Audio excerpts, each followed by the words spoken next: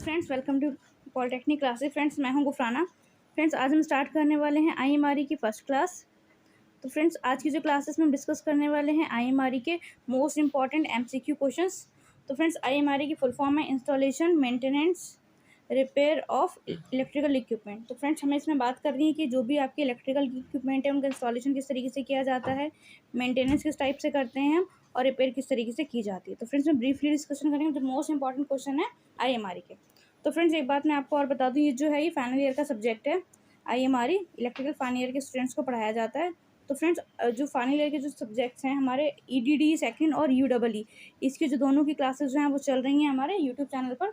तो फ्रेंड्स, आप इसकी कोई भी वीडियो जाकर के प्लेलिस्ट पे देख सकते हैं। ईडीडी जो है वो ईडीडी सेकंड जो है वो राशि सर ने कंप्लीट करा दिया है। यूडब्ल्यू की क्लासेस जो हैं वो भी चल रही हैं। तो फ्रेंड्स, इनको जाकर के प्लेलिस्ट पे देख सकते हैं। तो चलिए फ्रेंड्स, स्टार्ट करते हैं। देखिए फर्स्ट क्वेश्चन है कि जिस टूल से स्क्रू को कसते या ढीला करते हैं। तो फ्रेंड्स, हमें वो बताना है कि ऐसा कौन सा टूल है जिसके थ्रू हम क्या कर सकते हैं, स्क्रू को या तो कसेंगे या फिर ढीला करेंगे। तो देखिए, ऑप्शन ए है स्क्रू ड्राइवर या पेचकस, ऑप्शन बी है हैमर हथौड़ी, ठीक है, ऑप्शन सी है सीजर या कैंची, या फिर इनमें से कोई नहीं। तो फ्रेंड्स, इसका जो करेक्ट आंसर है वो है स्क्रू ड्राइवर और पेचकस। तो फ्रेंड्स, स्क्रू ड्राइवर का यूज़ हम कहाँ करते हैं? स्क्रू ड्राइवर का फ्रेंड्स हम यूज़ करते हैं किसी भी टूल, किसी भी स्क्रू को कसने या ढीला करने के लिए। फ्रेंड, नेक्स्ट क्वेश्चन है इलेक्ट्रिसिटी की आग बुझाने में यूज़ होता है। तो फ्रेंड देखिए, हम सबसे पहले बात करते हैं आग की। तो फ्रेंड्स, आग जो है वो किस चीज़ से मिलकर बनती है? फायर। तो फायर के लिए फ्रेंड्स तीन चीज़ें जो है वो बहुत इंपॉर्टेंट हैं। फायर के लिए तीन जो इम्पॉर्टेंट क्या क्या है? सबसे पहले फ्रेंड्स ऑक्सीजन, ठीक है। अगर ऑक्सीजन प्रेजेंस नहीं होगा तो वहाँ पर आग नहीं लगेगी। दूसरी चीज़ होती है हीट, एक पर्टिकुलर एक हीट का भी होना ज़रूरी है वहाँ पर। और तीसरी चीज़ है फ्रेंड्स फ्यूल, ठीक है, ये भी मोस्ट इंपॉर्टेंट। तो फ्रेंड्स, हम कह सकते हैं कि फायर जो है वो एक केमिकल रिएक्शन होती है, किस चीज़ का? ऑक्सीजन का, हीट का और फ्यूल का। तो ठीक है, तो ये एक रासायनिक प्रक्रिया है, ऑक्सीजन, हीट और फ्यूल का। और इसके बाद हमें क्या मिलता है? इसके बदले में हमें मिलता है हीट और लाइट, ठीक है। दो चीज़ें जो हैं वो हमें मिलती हैं। फर्स्ट चीज़ ये है कि fire is a chemical reaction of oxygen, heat and fuel, और it produce heat and light, ठीक है। ये आपको पता चल गया क्या है। अब फ्रेंड्स, बात करते हैं कि इसके टाइप्स की, कि कितने टाइप्स की फायर होती है। तो फ्रेंड्स, हमने क्या किया है, स्टैंडर्ड के तरीके से इसको 5 टाइप से कैटेगरी में डिवाइड कर दिया गया है, 5 कैटेगरीज में। तो पहला होता है class A fire, class B, class C. तो फ्रेंड्स, हमारा जो इलेक्ट्रिसिटी जो है ये आता है क्लास सी में, ठीक है। तो आप याद रखिएगा, ये जो है इलेक्ट्रिसिटी की जो आग होती है, जो भी आपके किसी इलेक्ट्रिकल पैनल में लगे, ठीक है, या तो वो कहाँ लगेगी? इलेक्ट्रिकल पैनल में लगेगी, या फिर मोटर की वायरिंग में लग सकती है, वायरिंग में हो सकती है, मोटर की वाइंडिंग में कहीं पे भी आग लग सकती है। तो फ्रेंड्स, वो सारी की सारी कहलाती है इलेक्ट्रिसिटी की आग। तो उसको बुझाने के लिए हम किसका यूज़ करते हैं? फर्स्ट ऑप्शन है ड्राई पाउडर, ऑप्शन बी है कार्बन टेट्राक्लोराइड, ठीक है, और ऑप्शन सी है CO2 या फिर ऑल। तो फ्रेंड्स, का जो करेक्ट आंसर है वो है ऑल, कि कभी भी अगर आग लगती है तो हम इन सबका यूज़ कर सकते हैं। किसके लिए? इलेक्ट्रिसिटी की आग के लिए। ड्राई पाउडर का भी यूज़ कर सकते हैं, बट उस केस में वाटर का यूज़ नहीं कर सकते हैं, ठीक है। क्यों नहीं कर सकते? क्योंकि आपको पता है वाटर हम इलेक्ट्रिसिटी भी नहीं यूज़ कर सकते, नॉर्मल फायर के लिए यूज़ कर सकते हैं। देखिए फ्रेंड्स, क्वेश्चन नंबर 3, विद्युत का झटका इलेक्ट्रिक शॉक लगाता है। तो किसकी वजह से हमें शॉक लगता है, ये बात करनी है कि अगर कभी किसी को शॉक लगता है तो किस वजह से लगता है। ऑप्शन है सप्लाई ऑफ AC और DC, या फिर वोल्टेज एंड करंट, या फिर रेजिस्टेंस ऑफ बॉडी, ऑल। तो फ्रेंड्स, का जो आंसर है वो है ऑल, कि जो भी इलेक्ट्रिसिटी का झटका लगता है वो सप्लाई की वजह से भी लग सकता है, करंट और वोल्टेज की वजह से भी लग सकता है, और रेजिस्टेंस ऑफ बॉडी की वजह से भी लग सकता है। तो ऑप्शन डी इज करेक्ट। चलिए फ्रेंड, देखते हैं नेक्स्ट क्वेश्चन है क्वेश्चन नंबर 4, निम्नलिखित में से दुर्घटना का कारण नहीं है। तो फ्रेंड्स, ये बताना कि किसकी वजह से दुर्घटना का जो है वो पर्टिकुलर कारण नहीं है। तो देखिए, ऑप्शन ए है तारों को बिना दस्ताने के छूना। क्या ये कारण है? यस, अगर आप बिना के अगर छू लोगे दस्तानों के तो क्या होगा? आपको वहाँ पे जो है शॉक लग सकता है, ठीक है। दूसरा देखिए, विद्युत का ज्ञान ना होना, ये भी। तारों को दांत से छीलकर सप्लाई लोड में लगाना, ये भी कारण है। तो option D, use of proper safety device. हाँ फ्रेंड्स, अगर आप प्रॉपर PPE का यूज़ करोगे, ठीक है, पर्सनल प्रोटेक्टिव इक्विपमेंट का, तो आपको क्या होगा? तो वहाँ पे जो है आपको सेफ्टी के ज़्यादा चांसेस रहते हैं। तो याद रखिएगा, पर्सनल प्रोटेक्टिव इक्विपमेंट, इसमें क्या क्या आता है? आपका हेलमेट आ जाएगा पर्सनल प्रोटेक्टिव इक्विपमेंट में, ग्लव्स आ जाएंगे, ठीक है। प्रॉपर इंसुलेशन के लिए जो आप टूल यूज़ कर रहे हो वो प्रॉपर इंसुलेटेड होने चाहिए। ये सारी की सारी सेफ्टी शूज़, ठीक है, सेफ्टी शूज़ का भी याद रखना चाहिए आपको। तो ये सारी की सारी चीज़ें जो हैं वो पर्सनल प्रोटेक्टिव इक्विपमेंट में आ जाती हैं, ठीक है। देखिए क्वेश्चन नंबर 5, इलेक्ट्रिक फॉल्ट के कारण आग लगने का कारण है। तो इलेक्ट्रिक जो फॉल्ट है तो उसकी वजह से आग लगने का क्या कारण, ऑप्शन ए है overloading of machine, option B insulation failure, option C loose connection, या फिर ऑल ऑफ द अबव। तो फ्रेंड्स सारे के सारे जो हैं ये आग लगने के कारण ही, अगर ओवरलोडिंग हो जाएगी मशीन पे, ठीक है, अगर लोड से ज़्यादा आप उसको एक्स्ट्रा लोड प्रोवाइड करा दोगे, ओवरलोड कर दोगे, तब भी क्या हो सकता है, आग लग सकती है। इंसुलेशन अगर फेलियर हो जाएगा तब भी वहाँ पे आग लगने के चांसेस रहते हैं, या फिर लूज कनेक्शन होगा तब भी। तो फ्रेंड्स का जो आंसर है वो है ऑल ऑफ द अबव। तो याद रखिएगा कि सारे के सारे ये जो थे वो क्या थे, आग लगने के कारण ही थे। देखिए फ्रेंड्स नेक्स्ट क्वेश्चन, CO2 को क्यों सबसे अधिक यूज़ करते हैं विद्युत आग को बुझाने के लिए। मतलब ऐसा क्या है कि हम CO2 को ही यूज़ करते हैं मोस्टली आग को बुझाने के लिए। तो ऑप्शन ए है cooling capacity is too good, या फिर electric current of bad condition, इसकी जो इलेक्ट्रिक करंट होती है वो अच्छे से फ्लो नहीं होती इसके अंदर, या फिर बोथ ए और बी, या फिर नन ऑफ दिस। तो फ्रेंड्स का जो करेक्ट आंसर है वो है electric current A and both of A and B. तो मतलब दोनों ही हो सकते हैं, कूलिंग कैपेसिटीज की भी अच्छी होती है इसकी और इलेक्ट्रिक करंट की। तो आंसर है option C both A and B. देखिए फ्रेंड नेक्स्ट क्वेश्चन है स्टील की मोटी चादर को मोड़ने में यूज़ करते हैं। तो बताइए स्टील की जगह चादर है तो आप किस तरीके से उसको मोड़ सकते हो। ऑप्शन ए हथौड़ा, ऑप्शन बी प्लायर, या फिर ऑप्शन सी आरी, या फिर सभी। तो फ्रेंड्स अगर आपको इसका आंसर पता है तो आप हमें कमेंट सेक्शन में कमेंट कर सकते हैं, ठीक है। तो वैसे इसका जो करेक्ट आंसर है वो है हथौड़ा। तो हम क्या यूज़ करते हैं, स्टील की मोटी चादरों को मोड़ने के लिए हथौड़े का यूज़ किया जाता है, ठीक है। प्लायर तो आप सॉफ्ट वायर को यूज़ करने के लिए करोगे, आरी का यूज़ हम वुडन में करते हैं, किसी को लकड़ी की कटिंग करनी होती है तो ठीक है, प्लायर का सॉफ्ट जो नॉर्मल वायर होते हैं कॉपर वगैरह के, आप उसको मोड़ सकते हो, ठीक है। तो हथौड़ा is correct answer for steel की मोटी चादरों के लिए। देखिए फ्रेंड्स क्वेश्चन नंबर 8, खतरे का नोटिस किस विद्युत नियम को प्रदर्शित करता है। तो फ्रेंड्स हमें बताना है कि जो खतरे का जो नोटिस है वो किस विद्युत नियम को प्रदर्शित करता है। तो ऑप्शन ए है रूल 28, ऑप्शन बी है रूल 42, या सी 35 रूल, या फिर 34। तो फ्रेंड्स का जो करेक्ट आंसर वो है 35, ठीक है, सी इज करेक्ट आंसर। तो जो खतरे का जो नोटिस होता है वो किसको प्रदर्शित करता है, कौन से नियम को, 35 रूल को प्रदर्शित करता है। देखिए friend next question number 9, metre को सील करना किस नियम को प्रदर्शित करता है। मीटर पता है, यहाँ पे मीटर बात हो रही फ्रेंड डोमेस्टिक मीटर्स की जो कि घरों में लगे होते हैं।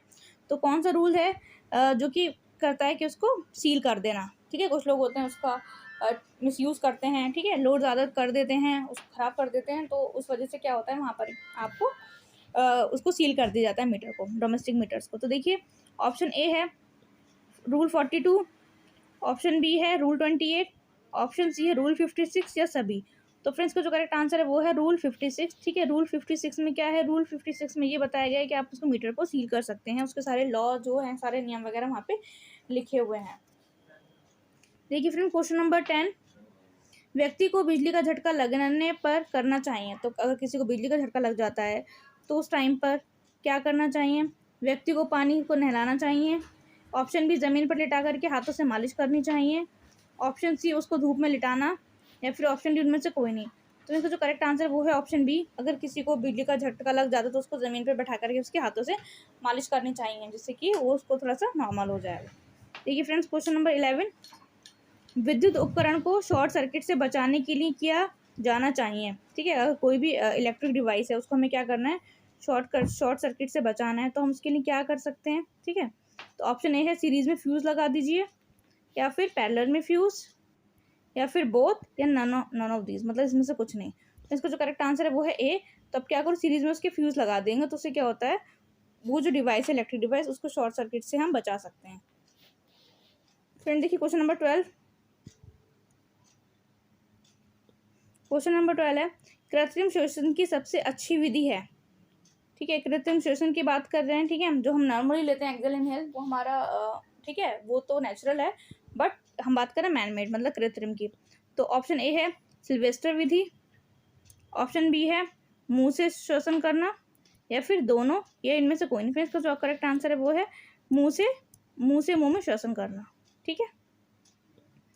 ये फिर next question number 13, short circuit के दौरान फ्रेंड यहाँ पे एससी जो SC represent short circuit, short circuit के दौरान फॉल्टी करंट का मान बढ़ जाता है। तो कितना बढ़ जाता है? लगभग 5 गुना या फिर 10 से 15 गुना या फिर इन्फानाइट, इनमें से कोई नहीं फ्रेंड्स। आइडियली जो है शॉर्ट सर्किट में करंट की जो वैल्यू जो होती है वो इन्फानाइट होती है, ठीक है। वोल्टेज जो होता है वो होता है 0। और अगर ओपन सर्किट की बात करेंगे तो ओपन सर्किट में क्या होता है? वोल्टेज मैक्सिमम होती है और मतलब इन्फानाइट होती है, और जो आपका करंट होता है वो 0 होता है। तो फ्रेंड्स याद रखिएगा, ठीक है। ये छोटी छोटी चीज़ें आपको याद रखनी चाहिए कि शॉर्ट सर्किट के दौरान फॉल्टी करंट का मान जो है वो इन्फिनिटी हो जाता है।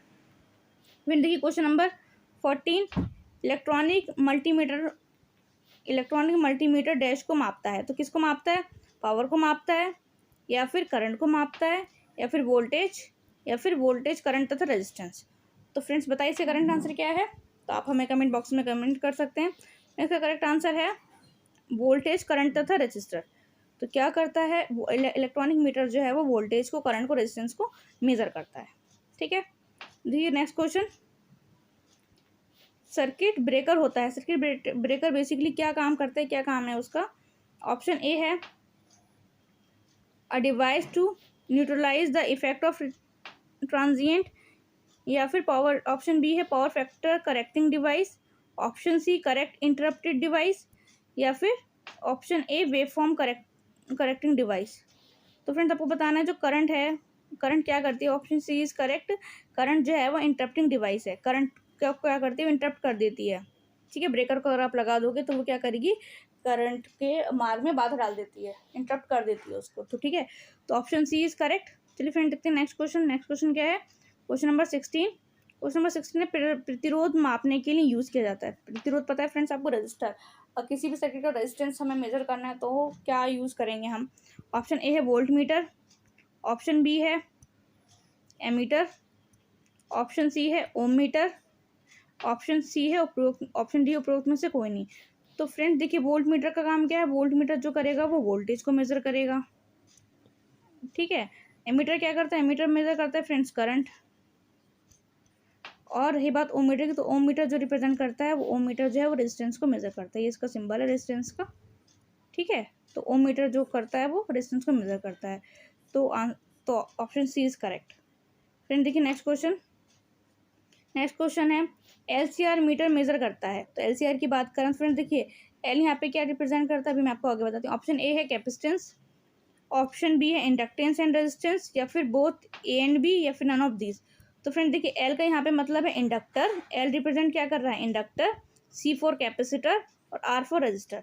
तो बोथ एंड भी, तो एलसीआर मीटर क्या करता है? वो आपका इंडक्टर भी मेजर करता है, कैपेसिटेंस भी मेजर करता है और रेजिस्टेंस भी मेजर करता है। तो option A and B is correct, ठीक है। फिर देखिए नेक्स्ट क्वेश्चन क्या है? Question number 18। क्वेश्चन नंबर 18 में करंट ट्रांसफार्मर का क्या यूज़ होता है? आपने देखा होगा सीटी ट्रांसफार्मर, सीटी लगाया जाता है, उसका क्या यूज़ है? तो ऑप्शन ए है मेजर एंड प्रोटेक्शन, मतलब क्या करेगा? मेजर करेगा या प्रोटेक्शन करेगा। Option B stepping down AC current, मतलब एसी डाउन को क्या करेगा? वो स्टेप डाउन कर देता है, या बोथ एंड भी। तो फ्रेंड बेसिकली जो आपका जो सीटी करंट होता है, करंट ट्रांसफार्मर का यूज़ दूसरे सर्किट की करंट मेजर करने के लिए किया जाता है। अगर आप किसी और सर्किट की करंट मेजर करना है तो आप क्या कर सकते हो? वहाँ पर सीटी लगा सकते हो। सीटी का यूज़ नेशनल पावर ग्रिड की हाई वोल्टेज लाइंस को मेजर करने के लिए किया जाता है। देखा हो आपने, जैसे आपका एचटी मीटर लाइन होती है, एचटी में कितना होता है? 11 kV से लेकर के 33 किलोवोल्ट तक की सप्लाई आती है। तो वहाँ पे क्या कर सकते हो? वहाँ पे सीटी लगा सकते हो, ठीक है। सीटी को आप मान सकते हो 1000 इज इक्वल टू 1, जो भी आप मेजरिंग के लिए कर सकते हो, ठीक है। तो जहाँ पे भी आपका हाई वोल्टेज होती है वहाँ पे मेजर करने के लिए क्या यूज़ किया जाता है? सीटी ट्रांसफार्मर का यूज़ किया जाता है। तो both and B is correct. देखिए फ्रेंड्स क्वेश्चन नंबर 19। विद्युत दुर्घटना आमतौर पर होती है, तो क्या होती है? अनसेफ वर्क प्रैक्टिस, ठीक है, या फिर ऑप्शन बी अनसेफ इन्वायरमेंट, हो सकता है इन्वायरमेंट इतना अनसेफ ना हो। ऑप्शन सी है अनसेफ इक्विपमेंट और इंस्टॉलेशन, या फिर ऑल ऑफ दिस। तो फ्रेंड्स आमतौर पर जो होती है ये सारी की सारी चीज़ें होती हैं, इन्हीं की वजह से होती है, ठीक है। अनसेफ वर्क प्रैक्टिस भी हो सकती है, वहाँ पे अनसेफ इन्वायरमेंट भी हो सकता है, ठीक है। आपको अगर कभी भी कुछ काम कर रहे हैं, अगर हाइट पर यूज़ करें तो आपको लेटर का यूज़ करना चाहिए, ठीक है। हेलमेट का यूज़ करना चाहिए। पर्सनल प्रोटेक्टिव इक्विपमेंट का यूज़ करना चाहिए, ठीक है। MOP SOP को फॉरवर्ड करना चाहिए, जो भी MOP स्टैंडर्ड बना हुआ है, आपका मेथड ऑफ प्रोसीजर है, वो सब फॉलो करना चाहिए। तो छोटी छोटी बातों का ध्यान रखेंगे तो दुर्घटना को हम क्या कर सकते हैं, काफ़ी हद तक मिनिमाइज़ कर सकते हैं। फ्रेंड क्वेश्चन नंबर 20, शरीर पर बिजली के झटके का प्रभाव निम्नलिखित में से किस पर नहीं पड़ता है। मतलब अगर झटका लग रहा है तो किस पे नहीं पड़ेगा, पाथ पे नहीं पड़ेगा, ड्यूरेशन, करंट या फिर बॉडी वेट। तो फ्रेंड्स का जो करेक्ट आंसर है वो है डी, बॉडी वेट, ठीक है। तो इसकी पे क्या होता है, आपके बिजली के झटके का प्रभाव नहीं पड़ता है। तो फ्रेंड्स जो आज के जो मोस्ट इंपॉर्टेंट 20 क्वेश्चन थे वो हमने कंप्लीट कर लिए हैं। तो फ्रेंड्स मैं नेक्स्ट क्लास में जो है और मोस्ट इंपॉर्टेंट क्वेश्चन लेकर आऊँगी IMRE के। तो फ्रेंड्स अगर आपको आज क्लास पसंद आई हो तो प्लीज़ इसको सब्सक्राइब कीजिए और फ्रेंड्स के साथ ज़्यादा से ज़्यादा शेयर कीजिए। Thank you.